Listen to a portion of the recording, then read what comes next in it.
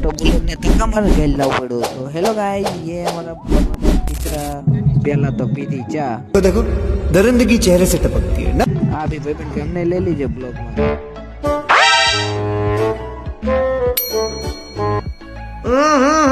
राजा जी घડીક માંડવામાં રહીને આવતારિયા પાછા ગામમાં થોડોક નાસ્તો કરીને આવતારિયા પાછા ઘરે।